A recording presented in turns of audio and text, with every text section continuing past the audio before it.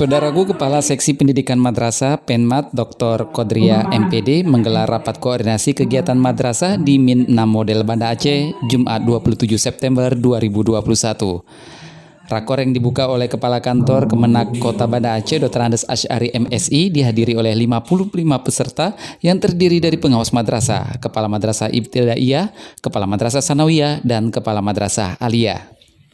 Dalam kegiatan tersebut dilaksanakan beberapa agenda kegiatan, di antaranya penyerahan SK Madrasah Inovasi, sosialisasi penilaian kinerja kepala madrasah, bantuan dana afirmasi, pelaksanaan KSM tingkat provinsi, pembahasan tukin tertunggak, peran pengawas dalam aplikasi EDM, dan sosialisasi vaksin siswa madrasah.